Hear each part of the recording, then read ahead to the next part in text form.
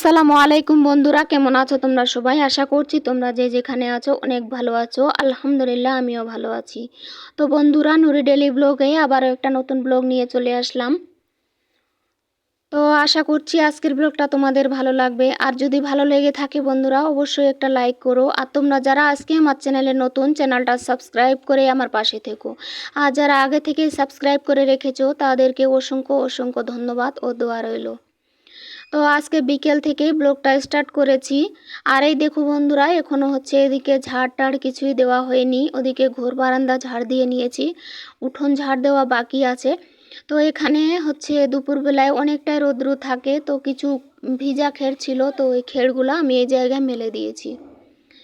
তো এই জায়গাটা পরিষ্কার করার আগে এই দেখো কিছু গাছে কিছু সবজি ছিল, তো এই সবজিগুলো আগে তুলে নিচ্ছি কালকে সকালে রান্না করার জন্য।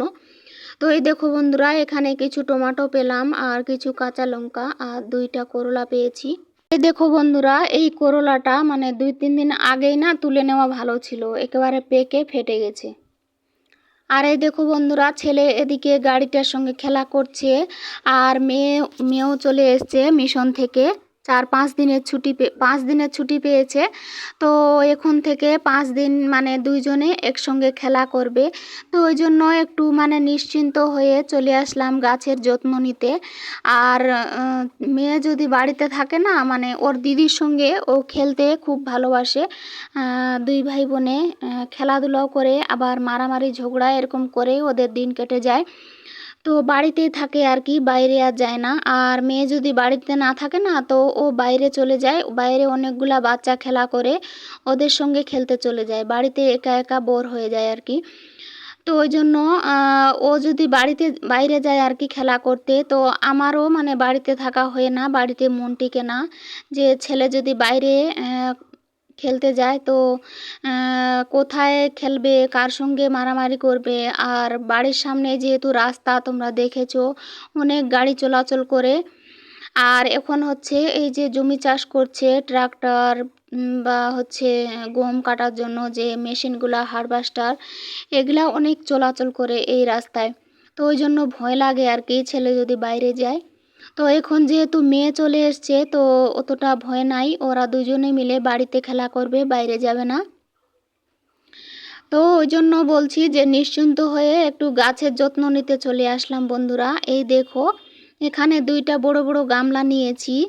আর এই দেখো, আজকে কয়েকটা গাছের রিপোর্টিং করব। তো এই দেখো বন্ধুরা, সবার প্রথমে এই হচ্ছে মালবেরি গাছটা নিলাম। তো এই গাছের হচ্ছে ডালপালাগুলা সুন্দর করে ছেটে দিব, অনেকটাই করে বড় হয়ে গেছে। আর এই গাছে না অনেকগুলা মালবেরি খেয়েছি, এই গাছটা লাগিয়ে মালবেরি ফল খেয়েছি অনেকগুলা। তোমাদেরকে দেখিয়েছি এর আগের ভিডিওতে মালবেরি তুলে। তো প্রায় 3বারের মতো মালবেরি খাওয়া হয়ে গেছে। তো এখন হচ্ছে এই গাছটা রিপোর্টিং করা দরকার, তো ওই জন্য একটু রিপোর্টিং করার জন্য চলে আসলাম। তো এই দেখো বন্ধুরা, অনেক কষ্টে এই 2টা গামলা জোগাড় করতে পেরেছি। তো কেন অনেক কষ্টে বললাম, তো আমার কাছে সেরকম গামলা ছিল না যে গাছগুলো রিপোর্টিং করব। তো মানে বুঝতেও পারছিলাম না যে কোথা থেকে নিয়ে আসব। তো কালকে একটা আইডিয়া আসলো, যে মাথায় আইডিয়া আসলো যে হচ্ছে প্লাস্টিকের যে গামলাগুলা বিক্রি করে, প্লাস্টিকের জিনিসপাতি, তো ওদের কাছে গেলেই হয়তো পাবো। তো কালকে হচ্ছে যেই ভাবা সেই কাজ, কালকে চলে গেছিলাম মার্কেটে। আর মার্কেটে গিয়ে হচ্ছে প্লাস্টিকের দোকানে গিয়ে একটা দাদাকে জিজ্ঞেস করলাম। তো দাদাটা বলল যে হ্যাঁ আছে, পাওয়া যায় আমার এখানে। যেগুলা ভাঙা চূড়া, একটু করে ভাঙা ফাটা থাকে, ওগুলা আমি রেখে দিই। তো ওই দাদাটার কাছ থেকে দেখো এই বড় বড় গামলা 2টা নিয়ে আসলাম। আর ছোট ছোট এই যে সবুজ বালতিটা দেখতে পাচ্ছ না, এই বালতিটার মতো আরও 2টা বালতি নিয়ে এসেছি। তো ওইগুলাও তোমরা পরে দেখতে পাবে। তো ওই দাদাটা বলছিল যে 2টা গামলা আছে আমার এখানে, তো ওই 2টা নিয়ে আসলাম। আর বলছিল যে আর যদি লাগে কখনো, তো আমার এখান থেকে নিয়ে যেতে পারো। তো একদিক দিয়ে ভালোই হলো, 2টা গামলা নিয়ে আসতে গিয়ে মানে আমি খোঁজটাও পেয়ে গেলাম যে কোথায় পাওয়া যায়। তো এই দেখো বন্ধুরা, তোমাদের সঙ্গে গল্প করতে করতে এই মালবেরি গাছের ডালপালাগুলো ছেটে মানে গাছটা তুলে নিলাম। গামলাটা থেকে বের করে নিলাম। আর এই যে তোমরা দেখলে যে গামলা থেকে বার করা এতটাই মুশকিল হয়ে গেছিলো, কি বলবো। অনেকক্ষণ ধরে টানা হেঁচড়া করে গাছটাকে বার করতে পারলাম। আর আজকে এতটা পরিমাণে রৌদ্র ছিল আর অনেকটাই গরম ছিল, তো তার মধ্যে এই কাজগুলো করেছি, একেবারে হাঁপিয়ে গেছিলাম কাজ করতে করতে। তো এই দেখো বন্ধুরা, মালবেরি গাছের গোড়ার দিকের কিছু মাটি আমি ফেলে দিলাম। ওইগুলা ছিল হচ্ছে এঁটেল মাটি। যখন গাছটা বুনেছিলাম ছোট থেকে, তখন সেরকম মাটি ছিল না হাতের সামনে, তো এই এঁটেল মাটি দিয়েই বুনে দিয়েছিলাম। তো এই মাটিগুলা এখন হচ্ছে আমি ফেলে দিলাম, আর এক্সট্রা যে সার মাটি রেখেছিলাম এনে ওই মাটিগুলা দিয়ে গামলাটা ভর্তি করে দিলাম। তো এরকম করে ভর্তি করে দিচ্ছি বন্ধুরা, আর যখন পানি দিব তখন অনেকটা খালি হয়ে যাবে গামলাগুলা। তো এই দেখো, মালবেরি গাছটা বসিয়ে এখন হচ্ছে নিয়ে চলে আসলাম পেয়ারা গাছ। তো এই পেয়ারা গাছটাও আমি হচ্ছে টবটা চেঞ্জ করে দিব আর ডালপালাগুলো একটু ছেটে দিব। তো তার আগে দেখো, পেয়ারা গাছের গোড়ায় কিছু মরিচের চারা ছিল, তো এগুলা হচ্ছে আপনা আপনি হয়ে গেছে। তো এই চারাগুলো আমি ফেলে না দিয়ে তুলে রেখে দিলাম, আর অন্য পাত্রে বসিয়ে দিব। তো এই দেখো, এই পেয়ারা গাছটা অনেকটাই লম্বা হয়ে গেছিল, আর উপরের দিকে খুব একটা খাওয়ার দাওয়ার পৌঁছচ্ছিল না মনে হয়। পাতাগুলো একটু কোঁকড়ানো কোঁকড়ানো হয়ে যাচ্ছিল, আর দুপুর হলেই গাছটা ঝিমে যাচ্ছিল আর কি। তো এরকম বেশ কয়েকদিন ধরে দেখছি, তো ওই জন্য আর দেরি না করে এই টোপ গামলা জোগাড় করে আমি এই গাছগুলার একটু যত্ন নিচ্ছি। তো এই দেখো, নিচের দিকে যে শুকনো পাতাগুলা ছিল এগুলা ঝরিয়ে ফেলে দিলাম, আর উপরের দিক থেকে কিছুটা করে অংশ কেটে দিলাম, যাতে গাছটা খুব একটা লম্বা না হয়, নিচের দিকে কুশি বেরিয়ে ঝাঁকড়া হয়। তো ওই জন্য উপরের দিকটা কেটে ফেলে দিলাম। তো কাটতে অনেকটাই মায়া লাগছিল, কি করব, কিছু করার নেই।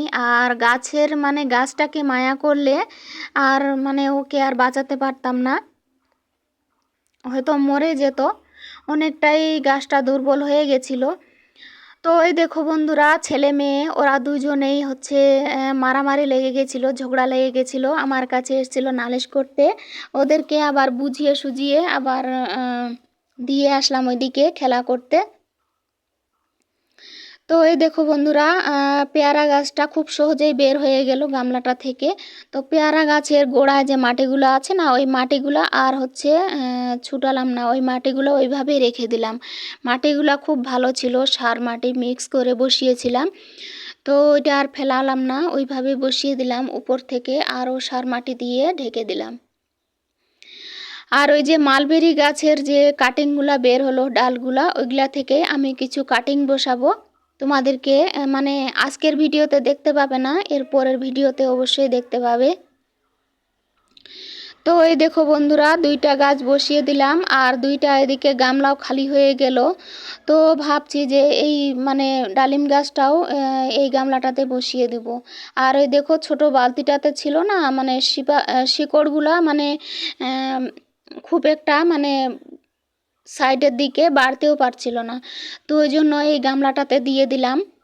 এই গাছটা যতটা সাইজের, তো এই গামলাটা ঠিকঠাকভাবে হয়ে যাবে, সাপোর্ট নিতে পারবে। তো ওই জন্য এটাতে বসিয়ে দিয়ে আবার এটাতে মাটি টাটি দিয়ে ভর্তি করে দিলাম। তো ডালিম গাছের ডালপালা কিছুই ছাঁটেনি, এভাবে দিয়ে দিয়েছি, ডালগুলা অনেকটাই কচি ছিল। তো এই দেখো বন্ধুরা, ওইগুলা গাছের যত্ন নিয়ে তারপরে হচ্ছে এখন চলে আসলাম স্নেক প্লান্টটা নিয়ে।